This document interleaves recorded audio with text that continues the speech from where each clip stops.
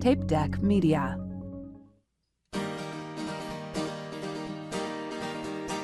My friend Dan, he's got a podcast, cause all comics need a podcast, and nobody had a podcast called The Art of Bombing. So Dan went out and bought a tape deck. Who knows why he bought a tape deck? Podcasts don't get played on tape decks, but Dan is from the 80s. So hey there, all you funny jerks, come talk to Dan about your work. Tell him all about your worst times. It's The Art of Bombing.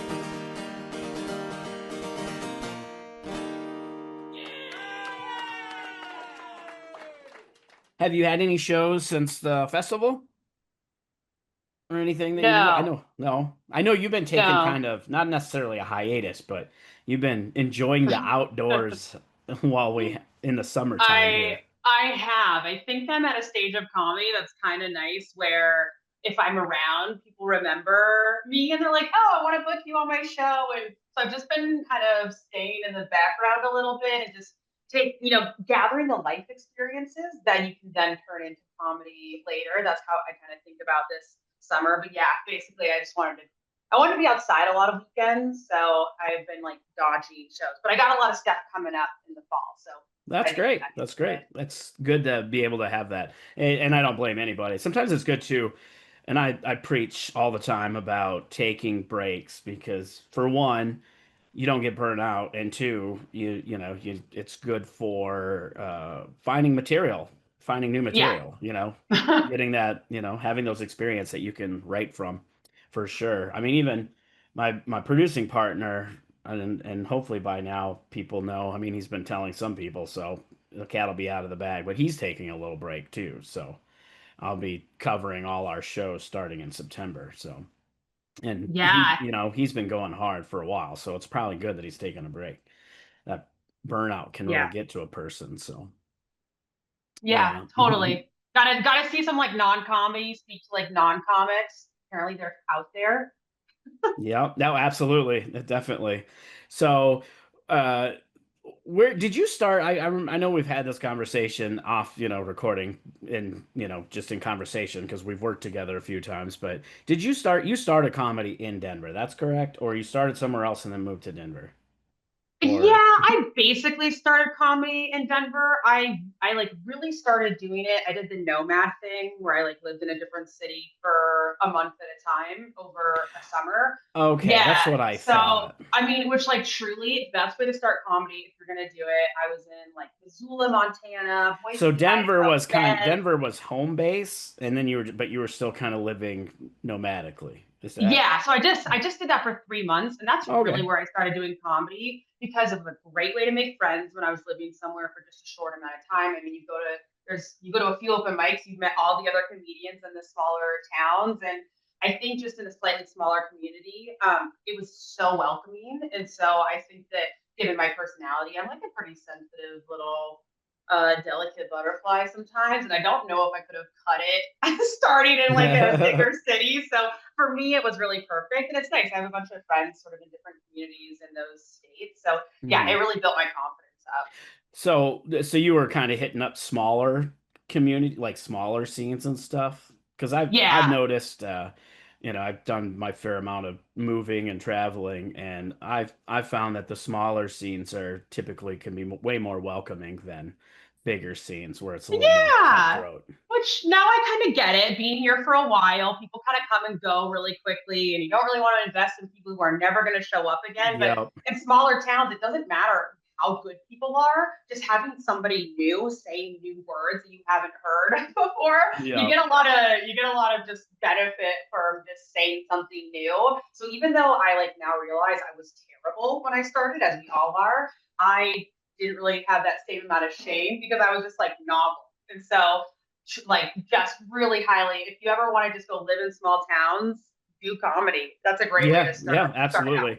out. I mean, I lived in a smaller town. I'd already been doing well, I started comedy in a smaller town. Then I moved to San Diego, and that's where my informative years were. And then I moved back to a smaller town after that. But another thing that I noticed too is because it's a small town and there's not as many comedians, the community's more tight knit. Meaning they're not like feuding, and not to say that that doesn't happen. Obviously, there can be toxic things in every scene, and just because we're people and there's a lot of that, Yeah. just being human. But for the most part, they're a lot tighter knit communities, and it isn't just about comedy. Like, they go and hang out. Most Hmm. of my good friends from back home from comedy, we're still good friends. But like when I was living there, we'd go to concerts and we'd go do fun stuff, not just comedy. So, Yeah, which I think is exactly. that's a great way to build community and build those bonds. Yeah, it was such a great experience. I really liked it. And then Denver was just very different and for understandable reasons. And I've definitely grown a lot. But yeah, it was great for my like just sort of very sensitive self. So what inspired you to start comedy? Yeah, so I say I started comedy And about and and and add on with that too, how long have you been performing now? yeah, so I say I started doing comedy about 2 years ago now. Again, with like the prolonged breaks I've taken at different times, it's kind of hard. But 2 years is about how long? Maybe a little over two and a couple months. But really, the first time I ever actually did comedy was in 2019 with a group that I'll talk about more at the end called Science Riot. That I started as a performer and then got on board, and now I just took over as executive director. It's a nonprofit, and they teach STEM professionals how to do comedy. And so basically, over the course of like a couple workshops, you get taught the art of communication, some comedy basics, and you make what's kind of like a funny TED talk. And then they put on these incredible shows. So the first time I ever publicly performed comedy was a 10-minute set about my PhD research to a sold out crowd at the Denver Museum of Nature and Science. So I Wow, thought that's I was incredible. I thought I was like the best thing that's ever happened to comedy. And so yeah, that was really the first time. And now I realize it's so different than kind of traditional stand up. Very, very Yeah, because different. that's more of that falls more kind of in the using humor in public speaking than straight up stand up. Exactly. Right. Exactly. But yeah, so that's really how I kind of got the bug for doing comedy performance. But I mean, I've been performing since I like came out of the womb, basically singing. I did musical theater my whole life, and yeah. So I mean, I've always kind of just been drawn to the stage. But I would say my first comedy experience was 2019, and then pandemic, cute little stuff like that. And then 2 years ago, I like really decided to start going to open mics and really doing this actual stand up thing. Yeah. And you do a lot of you do speaking engagements as well, right? You go to conferences, and when you go to those events, are you still using humor within those events? Absolutely. I think that my philosophy, since I am a scientist and a medical professional, I speak a lot of those conferences. And I think there's just this like assumption that if you're an expert, you have to be like super serious. It's almost like the less people understand you, the more people just assume like, oh, you're so smart. And I just don't subscribe to that. I think that like everybody, no matter what their background is, should be able to understand what you're talking about. And there's like I've been meaning to look into this, but there is like data showing that when you use humor, people remember things way better. And so it's Hmm. actually a tactic for educating people. Plus, it's just nice because humor there is like a benefit. So unlike comedy where it's expected, and if you don't do a good job, then you bomb, which I'm pretty sure we're going to talk about. But in public speaking and like science and medical fields, I find that it's like necessary to use humor to get people to Hmm. understand what you're talking about, make it relatable, and it's such a nice bonus because a lot of people don't have those skills. Although it's my mission in life to teach more scientists how to incorporate humor into their public speaking. Yeah. Well, and I mean, yeah, like you said, humor, I mean, it is proven. I mean, they use humor in advertising, and when you think about even like marketing and advertising, the most impactful messaging is humor based. You think about some of the commercials, especially like insurance and things like that. The ones you remember Mm-hmm. are the funny ones. Yeah, So, because humor is all based in relatability. It's like yep. noticing the things that we all experience and then putting a funny or sort of absurd spin on it. And so it's such a tool for relating to people, which makes it memorable when because we're all somewhat self-centered and narcissistic in some way. That's how you survive. That's a lie. So I'm the most piece of humble pie you'll ever meet. you are, I would say. You're probably the best of us. Oh no, I definitely have those tendencies. The rest of us who are self-centered, as soon as something applies to us, then we're like, oh, that's hilarious and great. Now I remember it. Yeah, absolutely. Well, that sounds cool that you get to do that and that you've been able to, that you started, kind of doing the public speaking thing and started using humor, and then that led you to stand up. Now you're doing both, which is a cool thing that you get to say that you're doing. But as we all know, in comedy and public speaking, that the gigs don't always go how we want. So let's talk about, this is your time to tell your bombing story.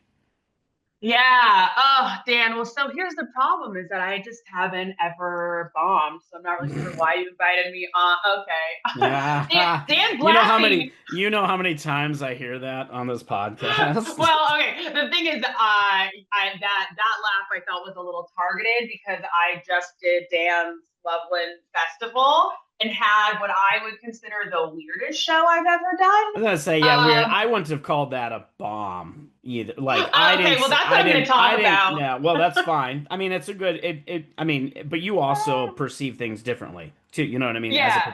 As performers, we see things differently. Because I've even had gigs where I was like, "Oh man, that was a bomb," and other people were like, "It seemed fine," and then I go back and listen to the tape, and it wasn't as bad as I imagined it in the moment. Because we're our own worst critics. Yeah. Well, so and here's the problem is that like I do. Well, okay. So your timing was interesting. Did that? It was the weirdest. I think bombing is like. Oh, that's so funny. Now I get it. You think I asked you on because of that? Oh, that's hilarious. No, it's just because I just happened to be starting my podcast back up. I needed guests. I wasn't even thinking about that. Sure. Listen, no, you might not I guess happy accident, I guess.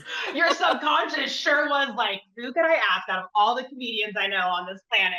So good to know what you actually truly deeply think about that set. But I do think so.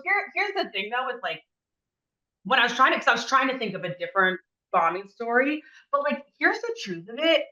I do think to do comedy, you have to be like, maybe it's just me, but like totally delulu. Like I don't like it. It takes me a really long time to feel like to like look back and realize that I bombed because I think that like that's part of doing like you have to have this like what weirdly strong sense of self-confidence when you do comedy. Otherwise, like how would you keep going? And so like you have to also have at least in my opinion and from what I've seen, the comedians that get better faster are the ones that are self-aware and can admit that they bomb. 100%. There's a little bit of delusion there, but there's more self-awareness than there is delusion.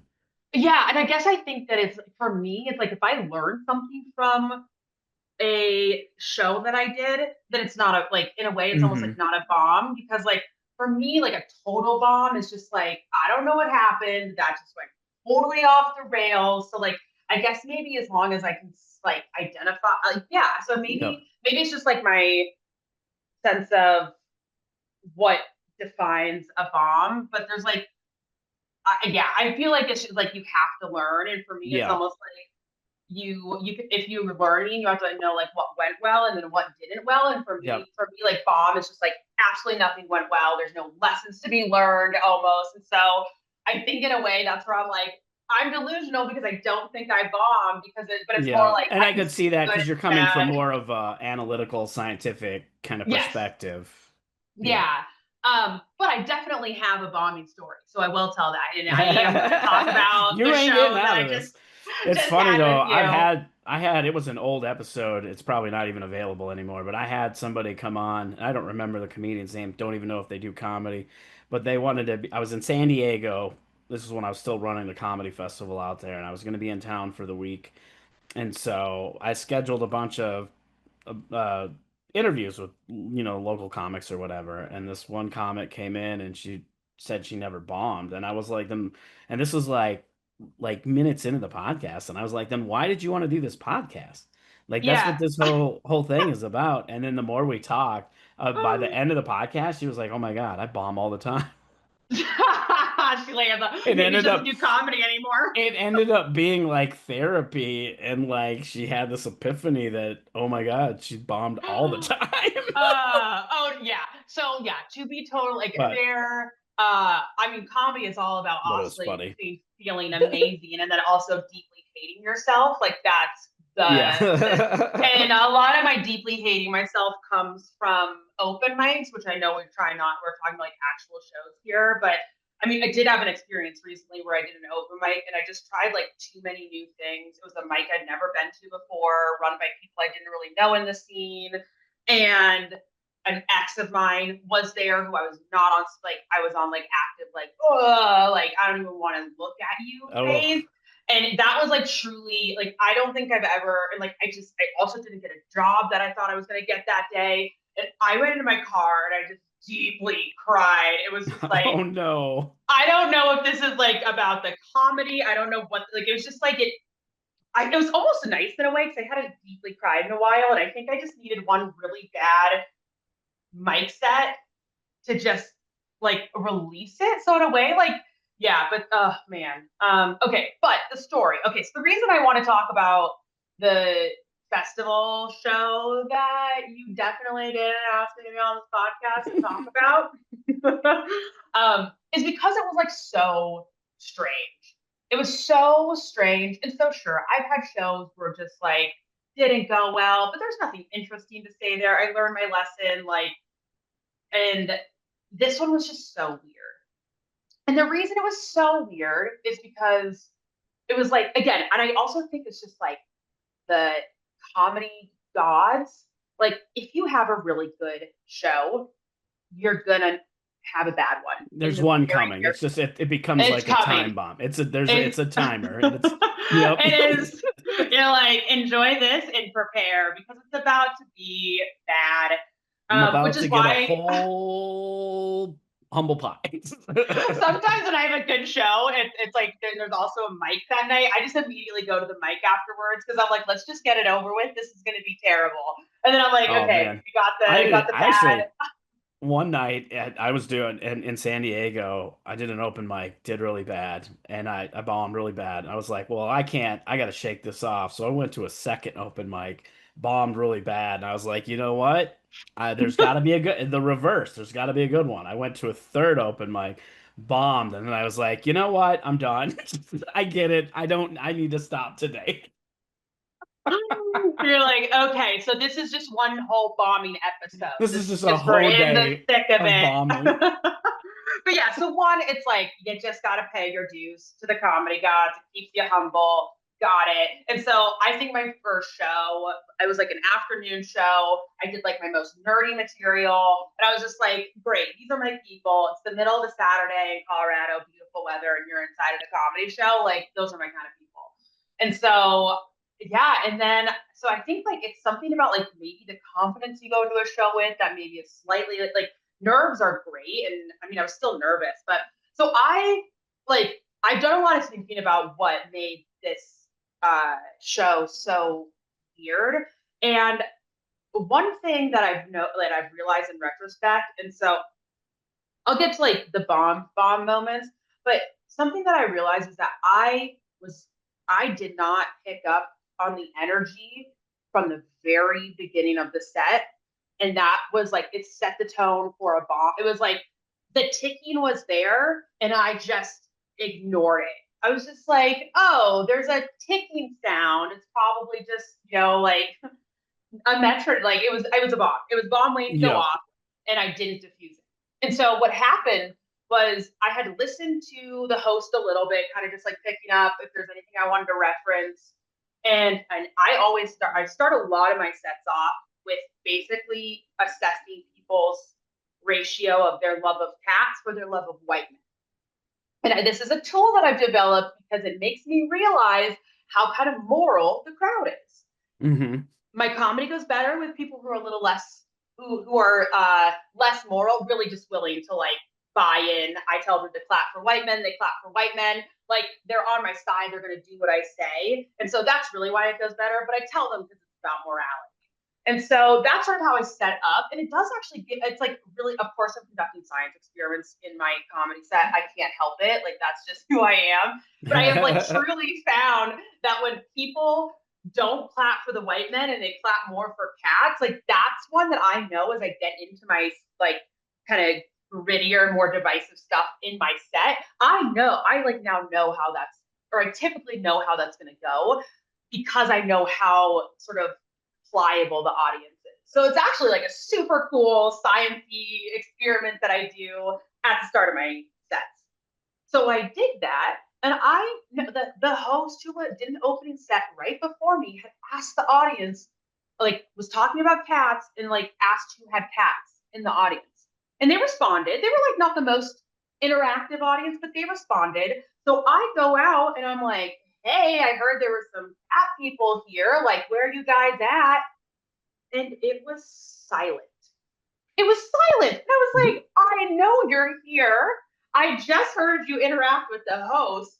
And it was such a strange experience because part of me was like, not everybody has to like me, but I was like, I thought I at least had to give you a reason not to like me or to not be on my side. And it kind of like, that was just something I noticed in my head how weird that was. Like, and I think that kind of set me on a tone of being less confident that I didn't. And again, this is all happening so fast, and it's part of being a great comic is processing these things in real time, which I'm just getting better and better at. But that was just like so weird to me, and have an audience just like not respond to a very direct question that I had heard them respond to a few moments before.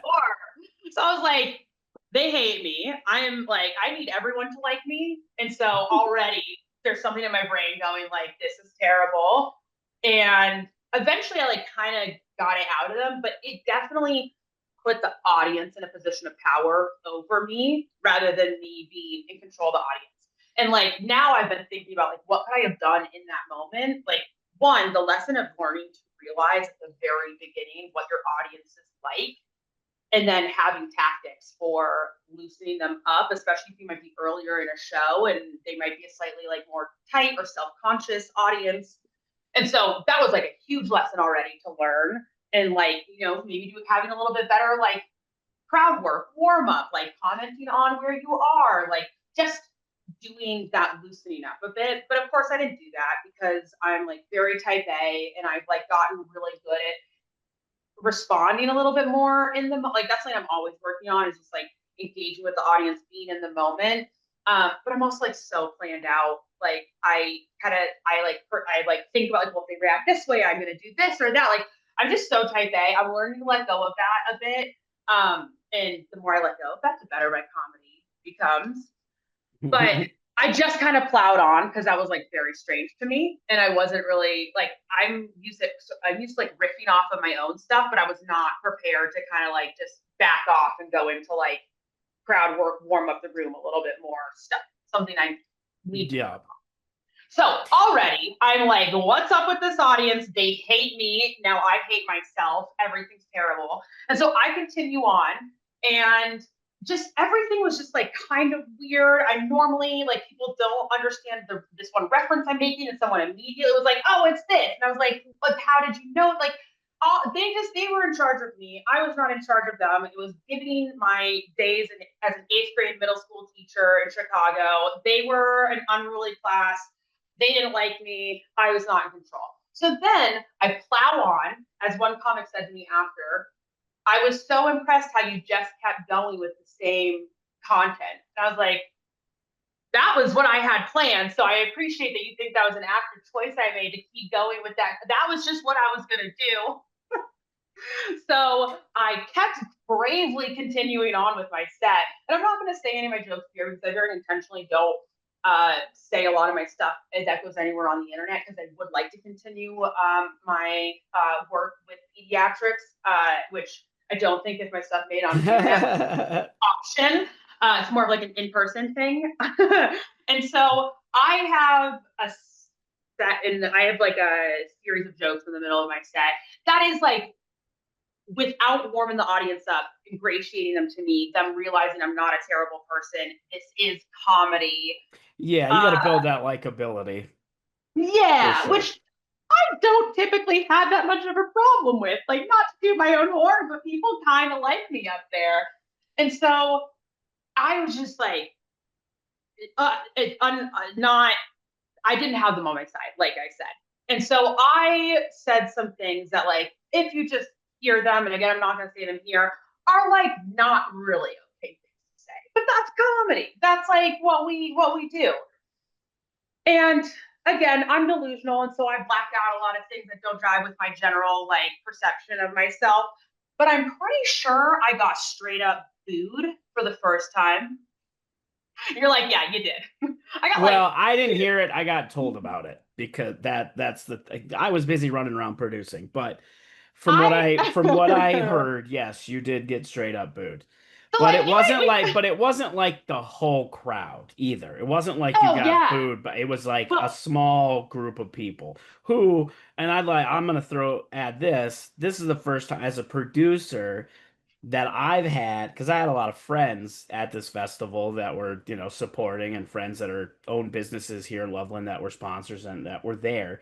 This is the first time that I've had complaints about the audience. Like my friends legitimately were complaining, like after the show, they were complaining about that group of people. So yeah. I don't And think it was just you. I think they were just those kind of people. yeah, Like they and shouldn't have all came like to a comedy show.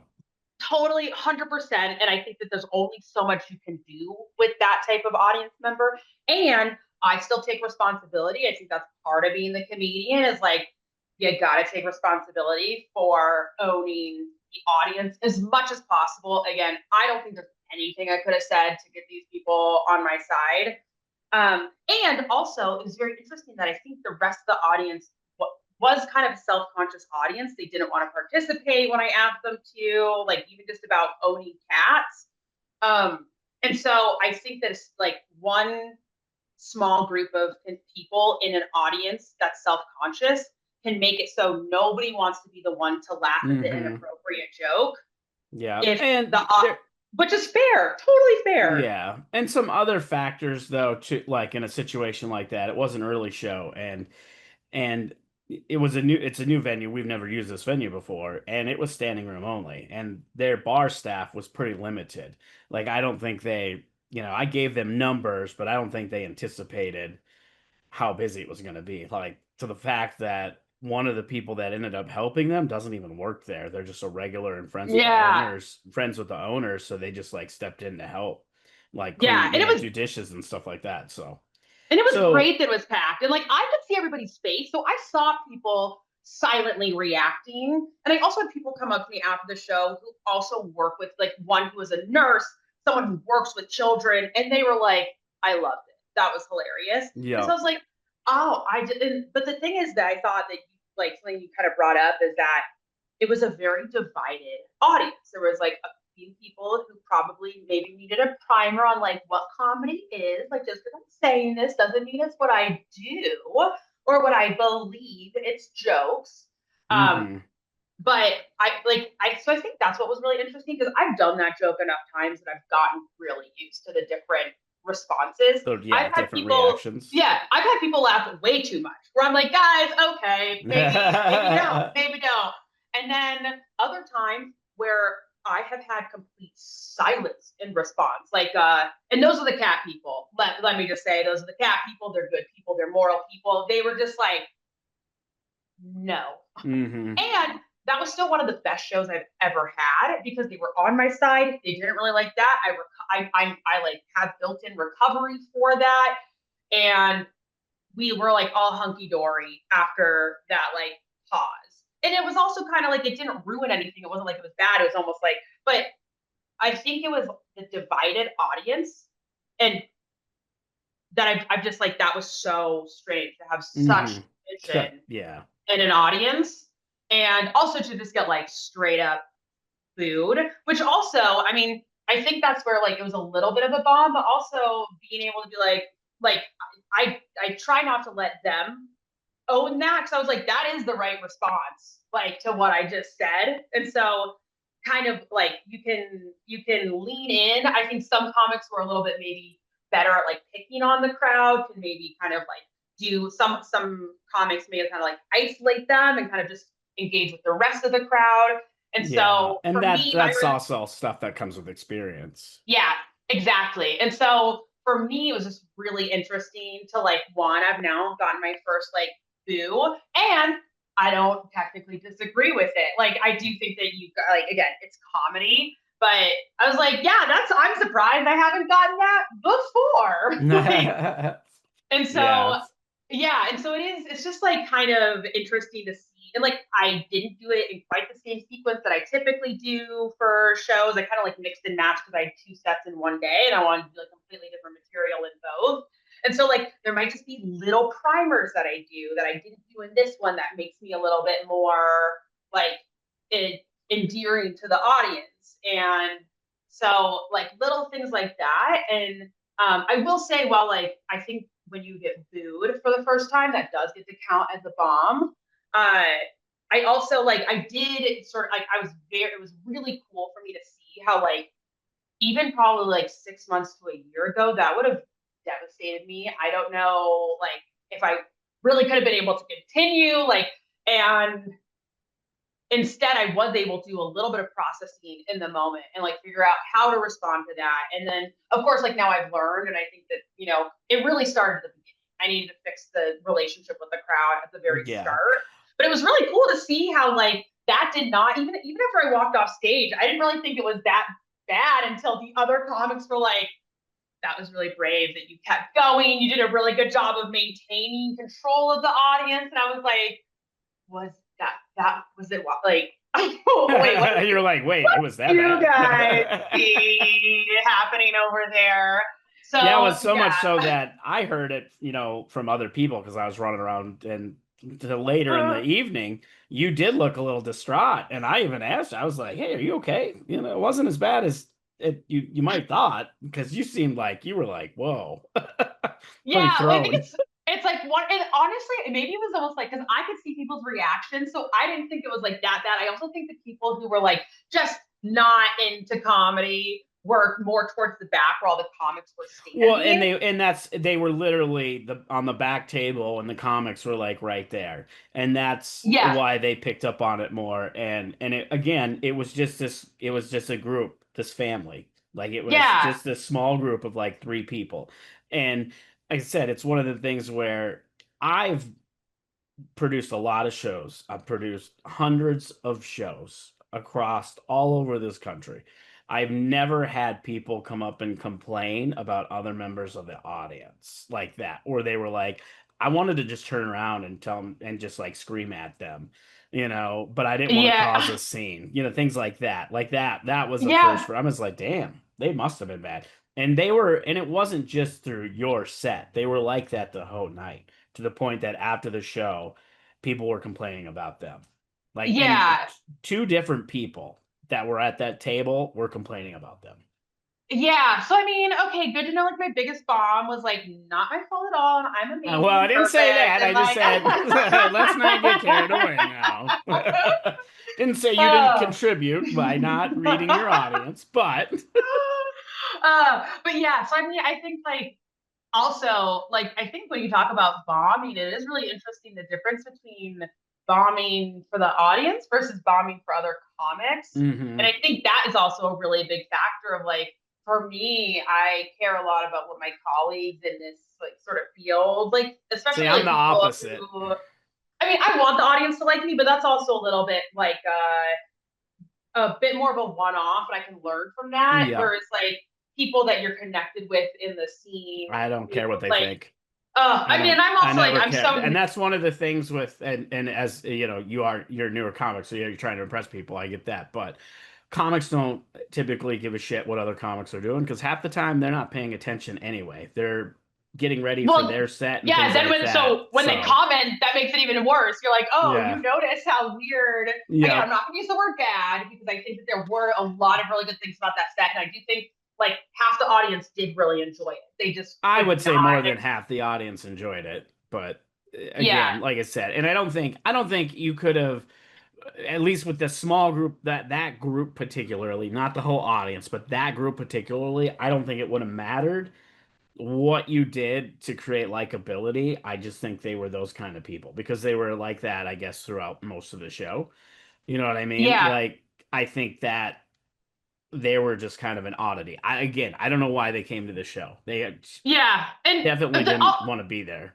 And also, to then the be lady, as she was walking out, she made a backhanded comment to me about the acoustics, and I was just like, "Yeah, thank you for your feedback." But also, I don't care because you literally maybe the acoustics were bad because you guys wouldn't shut up. Maybe you couldn't yeah. hear because you couldn't shut up long enough to let somebody else talk. So, Yeah. Yeah. I mean, I think it's. Yeah. Well, all my thoughts just left my well, that's brain. perfect because we should probably wrap up. I mean that's Yeah. that's a good fresh story. Again, not why I asked you on, but uh, not that's not how I operate. But it is a good it's a good example though of how I mean because there's a lot of lessons that you can take from that, for one, reading yeah. the audience right away, like knowing, oh hey, I'm not getting this response, I should maybe deviate a little bit or try something to try to get them going, try a different icebreaker, whatever it may be. Yeah. Like, just like, you are there for the audience, and you have to they have to enjoy it and be on your side. That is literally like the point of doing this. And so I think Hmm. that it's always your responsibility as the comic. The audience can be totally weird, and like that's what makes this a craft in an art form. Because otherwise we just get up and say the exact same things.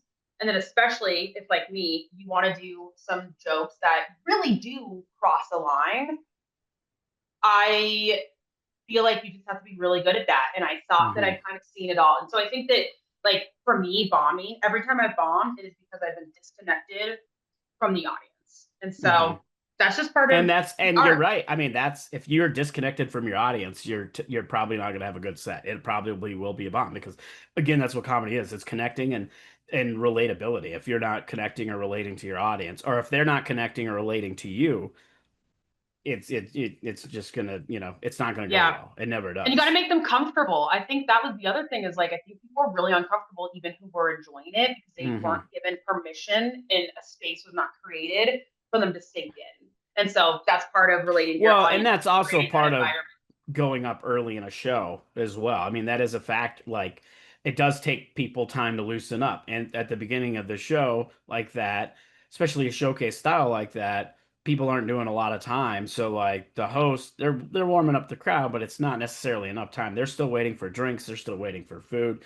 You know, Mm-hmm. they're not quite relaxed yet anyway. So that's another, factor that can contribute to that. Yeah. So, but And well, yeah, just don't tell jokes about children. You don't until you ever get want the to bomb. crowd to like you.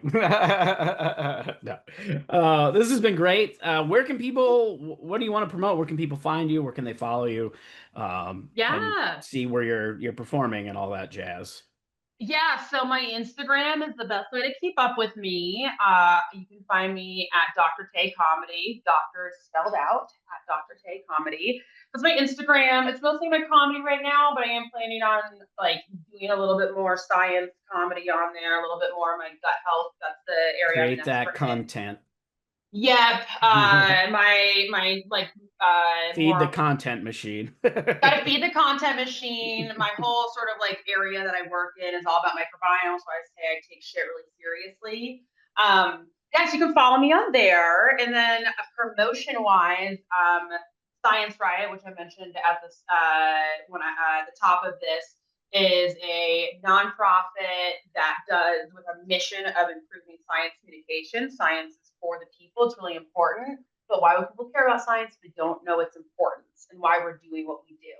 And so part of what Science Right does is we train STEM professionals in the art of communication, how to actually explain what they do without people's eyes glazing over.